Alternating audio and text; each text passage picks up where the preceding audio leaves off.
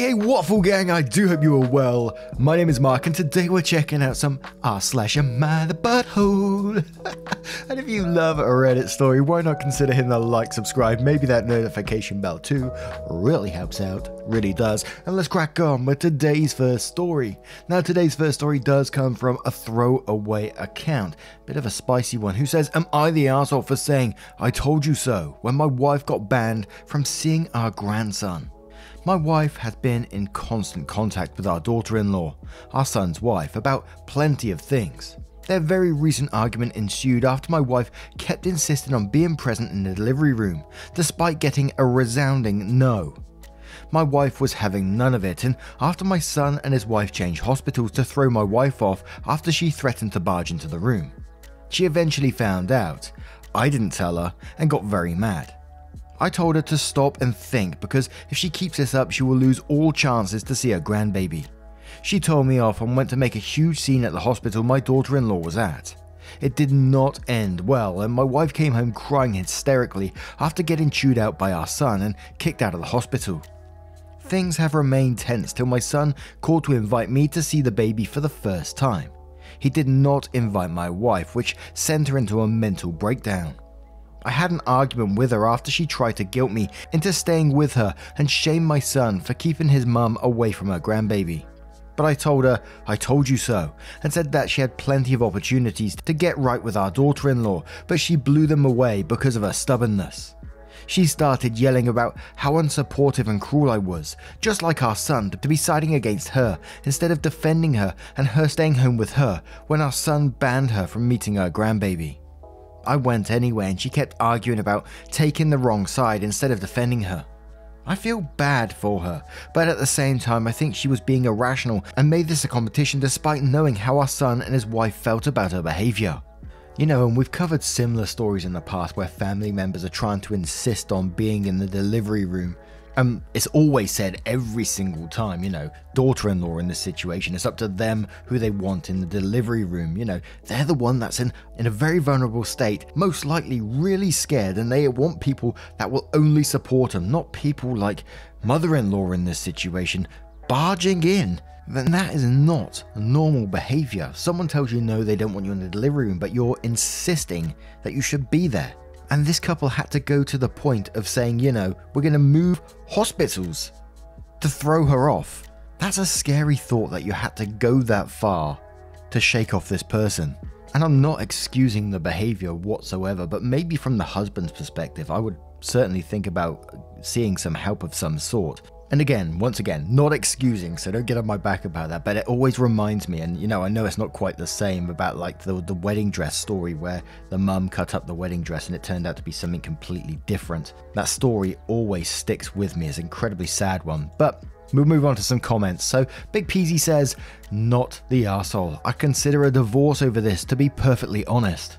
Parsimonious Salad says, your wife is being so irrational here, so I'm a little worried for her. Is she this way about other things, or is this new behavior for her? You might want to see a medical professional with her. Not the arsehole. Smooth Raisin 6093 says, not the arsehole. There's been similar posts like this in Am I the Arsehole and Just No Mother-in-Law. And I'm just so interested to know, because it's never from the husband or father-in-law's perspective. Why on earth do you stay with this woman? Seriously, this can't be an isolated component of her personality, because this behavior is a pattern, and an extreme one at that. So please, I gotta know, why are you remaining married to such a selfish jerk? Let them eat hay says, not the arsehole. I actually want to say thank you, because there are many husbands who would have thought that having their wife's back meant going along with her batshit crazy, and you're an example of how that simply isn't the case. Your wife is abusive to your daughter-in-law, and you refuse to play a part in that, so thank you. You raised your son well, because he had his wife's back when she was in a vulnerable position, and you had your wife's back by telling her she was being a jackass when she needed to hear it, even though it didn't make a difference. Bravo, OP. Avocado Toast 996 says, not the arsehole. Big yikes. Has she always been this way? To which OP replied saying she has gotten worse once our daughter-in-law came around. My wife is the overprotective type of mum, if you will, and she's always making a huge deal over every little thing. And that's one story that I hope that we do get an update for in the future, so we'll certainly keep an eye out for that. But what do you guys make of this situation? What would you advise to OP? is there anything? Let me know your thoughts in the comments below, and we'll move on to another story. And our next story comes from Uoli, who says, am I the asshole for getting mad at my boyfriend for not considering me for a promotion? Oh dear, dear, dear. My boyfriend, 24 male, and I, 22 female, work together in a company. We both enjoy our work very much, even though he doesn't want to stay there in the long term. While I definitely want to stay there, partly because of the good relationship with my colleagues. We got to know each other through this company, even though I had already worked there for a year longer. We started as good friends, then developed feelings for each other, and finally started dating. So far, it's been a really happy, healthy relationship, and he's a really great person. But there's this one thing that's been extremely bothering me the past week. He got definitely a very deserved promotion, and is now a step above me after another colleague unfortunately left the company for a new job offer. Even though he definitely has his faults regarding the position, sometimes speaking too harshly to co-workers, I am the complete opposite and we complement each other very well, even professionally. I have, even before his promotion, helped out in the organization outside of my position, and I'm pretty good at it too. However, I don't necessarily have to have the whole job. Don't get me wrong, I would love to have that job in that position, but it's not a must, as there wouldn't be a huge salary difference and my duties wouldn't really change. Now, another colleague has left our company, and a management position is available that, even according to him, would actually fit my skill set very well. He really did not consider me once, even though I have been working there longer than him, for the reason that he thought I would not feel comfortable in that position. I admit here that I often didn't handle decisions well, but this job helped me a lot to become more confident there. Instead, he is now hiring someone who is asking for a much higher salary and hasn't worked at the company before. I have to say that it is not only his decision, but also that of his equal colleagues. But he said directly that he does not see me in this position for the above mentioned reason. When he told me about it, I didn't say directly that I'm pissed, but still I am somehow, even if I know that I'm probably a complete arsehole for it. I really try to separate work and private life, but this situation bothers me a lot. It doesn't really bother me that I didn't get the position, but rather the reason because it's just not right. I have brought this very thing up with him as well, but he doesn't set it right even if he could. He himself stays very much out of the whole process because we are just together and only gave this answer when asked about me through another manager. So am I the asshole for being mad at him about it? Now this one is a dodgy one on so many levels, and I can see why boyfriend didn't make that decision. I can see HR sat at the back there going, hold up, wait a minute. Something ain't right. Just like that guy from the news clip. And I'm not sure in this, it didn't even sound like you applied for the position, you expected him to just like bring you up in the middle of a meeting or whatever, because he wasn't the only one who was making this decision, so he'd have to bring it up to all these people. Hey guys, what about my girlfriend? Doesn't sit well, does it? Kind of in my opinion, you should have applied for the position and then, you know, your boyfriend could have said like, I shouldn't be making this decision. It wouldn't be right because it would look bad if you did get that position, and then left it to other people. And I'm sure if you did get it through your boyfriend like that, HR would be all over it. It sounds like an absolute nightmare. But Lieutenant Short says you're the arsehole. It doesn't sound like you applied for this position, I'm glad you said that, and you were just hoping your boyfriend would set up to be your voice. He didn't, which is fine because he doesn't want to be looked on for favoritism. By the way, not a good idea to work with your spouse when one of you guys are in a higher position. This is something you should have taken up with his counterpart who had a say. To which OP says, I know how the whole thing looks, but he should have just said nothing. The final decision would not have been up to him anyway. And as I said, I don't want this position directly because it doesn't bring me anything. The only thing that makes me angry is the fact that he influences the decision with a statement how he thinks I would feel, which is untrue. Coffee says this sounds like an HR nightmare from the beginning. You're the arsehole for taking it personally or not advocating for yourself and fighting for the position. If it wasn't truly his decision, you should have gone to whose it was and made your case. Sounds like you assumed he would pave the way for you regardless of what you have working against you, which isn't fair. You're the arsehole in the relationship, not the arsehole at work. Kind of odd, but cut him out of that equation when it comes to your career. OP replies saying, sounds odd, but I can't. I was being kicked out of the process because of my boyfriend's statement. He should have stayed out of it from the beginning. I'm not mad that I will not get the position. As I said, I already do the majority of the job now. I'm just mad he influenced the process with something he wouldn't even think if he wasn't my boyfriend. And one more from Real Talk Fast Walk, who says, everyone sucks here. Your boyfriend should never have said anything about your fit for the position. He should have told the colleague who asked about you that he had a conflict of interest and shouldn't answer that kind of question. You are also the arsehole for holding it against him if he thought he was being fair to you and truthful. This is why co-workers shouldn't date, especially when there's uneven power distribution. Yeah, and that comment is right. The boyfriend shouldn't have said anything and should have said, yes, it is a conflict of interest. Too true. But now, what do you guys make of this situation? What would you advise to OP? Sounds like a slippery slope to HR, that one, but let me know your thoughts in the comments below and we'll move on to another story. And our next story comes from Visit No More 1, who says, am I the arsehole for not going by my dad's because he always sides with his girlfriend and her daughter? My parents split custody. It's pretty random. Some days I'm home and sometimes I'm by my dad. I'm 15 female. Dad started dating Jane a while ago, maybe a year. She has a daughter, Mandy, that's 12 or 13 I think.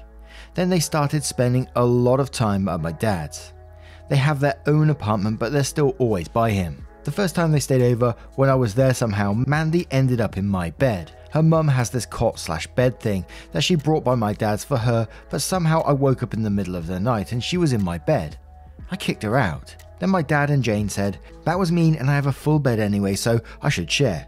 There's other stuff. I have a chair in my dad's living room I got for a gift. It's comfy and when I move out it'll go with me. Well, Mandy always wants to race for the chair. Even when I win the race, my dad makes me let her sit in it because they are guests. So I end up sitting on the floor because my dad has a recliner and Jane lays across the couch. So I stay in my room instead. My dad's tried to get me to come out there by them, but why when I have to sit on the floor like a dog? He keeps saying I'm being a difficult teenager. That's not it though. One time my mum and I went and did some stuff before she dropped me off. She had brought me a blanket that had my favourite team's logo on it. I was excited to sleep with it. Stupid, I know, so let me take it to my dad's. My dad made me share it with Mandy because it wasn't fair that I got something and Mandy didn't. It's not just the blanket, it's happened with anything that I have and I have to share. But if Mandy has something I'd like to use, he tells me it's hers and if she doesn't want to let me, she doesn't have to. One time, Mandy was reading one of my books and Jane and my dad started fighting. Jane wanted to leave, so Mandy wanted to take the book, but I said no, so she wouldn't leave. My dad yelled at me to just let her have it. They made up so I got it back, but if they didn't, I would have lost one of my favourite books. My dad and I had plans to go ice fishing, just him and I, something we did since I was 7. Well, he brought Jane and Mandy along. All they did was complain, it's too cold, fish are gross, this is boring, so we left early. He said, sometimes you have to compromise. When I got home, I was mad. My mum was annoyed and called him and they argued and he talked to me and repeated his compromising crap. I was supposed to go back to him a few days later, but I decided I didn't want to. I never even spent time with just him anymore, so what's the point in going there? I told my mum, she said it was my choice. So we told him, he said, I'm just used to being an only child and I can't be spoiled my whole life and I can't run away whenever there's a problem. Well, since then, his family is trying to get me to go back too. Am I the arsehole for not visiting my dad anymore? Edit. Some people have said to go to family counselling. He won't do that. He put me in therapy a few years back because I wasn't doing my homework. Seriously, that's the reason. Then, when my therapist started calling him out on his parenting, he didn't want to go anymore and my mum had to take me. My therapist even called him to try and talk to him and my dad ignored it. You know, it's incredibly sad, especially when you talked about the ice fishing trip that you've done since you was 7 and, you know, now he's bringing them along and they totally ruined the trip and you're having to compromise on everything. You know, everything that you get seems to be taken away by the daughter and your dad's just enabling this behavior over and over, not taking any of your privacy or your belongings into account. And all he's doing is just prioritizing their feelings over yours. So I can't blame you for feeling this way. And again, we've seen this time and time again on this subreddit where a partner prioritizes their new family and, you know, almost and pushes away their bio child. And it'd be interesting to know what his reaction's going to be like after a week of not going to his house anymore. How does he react, or does he just like forget about it kind of thing? But not the arsehole to me in the slightest. But Viola says, not the arsehole, your dad is failing you as a parent. Go back with your mum waiting and pack up every important item you have at your dad's so that Mandy can't get her grubby little hands on your stuff. And OP replies saying, "That's what my mum wants to do too. Right now he's holding my Switch and saying I'll only get it back when I come over to talk things out. He didn't buy it either. I did." CS says, "Not the arsehole at all. Your dad is prioritizing his new girlfriend and her daughter over your needs and wants. Mandy wants something, so she gets it. Your chair, Mandy gets it. Your book, Mandy gets it. Your new blanket, Mandy gets it. Your dad and Jane enable the behavior, and your dad's choices have shown you he doesn't prioritize your relationship with him. I wouldn't want to go somewhere where I'm made to feel like a second-class citizen. When your dad asks why you don't want to go over anymore, send him exactly what you have written here. I'm so glad your mum supports you and stands up for you. Best of luck, OP." Twisty Heretic 2 says, "Absolutely not the arsehole. Your dad is sacrificing your privacy and belongings just to make sure he keeps getting laid. By keeping his girlfriend's daughter spoiled. Ask him what he thinks the family court judge would say if presented with the facts. He let his girlfriend's daughter take my belongings. He encourages her to climb into bed with me. I have no expectation of privacy or security there. I feel both unsafe and unwanted in the circumstances, and I do not want to go to this house anymore." Lesbian Goose says, "Not the arsehole. Go and collect your things. Stay with your mum for as long as you need. Your dad doesn't understand that a compromise is a lose-lose situation. You can tell him until he treats you with respect, you refuse to see him, and the compromise is that he can have the family he's always wanted instead." And one more from Raz, who says, "Not the arsehole. He's choosing to treat a kid he's known a year, and a kid he's known for 15 years, and fathered as the same. He's made his bed and he can lie in it." Edit. Your dad's right. Sometimes you have to make sacrifices. He made his. Now, what do you guys make of this situation? Do you think there's any way to, fix this relationship? Do you think dad will? Let me know your thoughts in the comments below, and let's move on to another story. And our next story comes from your favorite Hot Mess 16, who says, "Am I the arsehole for talking back to a customer and returning their tip? I, 23 female, work in a small town bar and grill. It's a fairly large establishment for a town of 1,000 and can seat close to 200 people.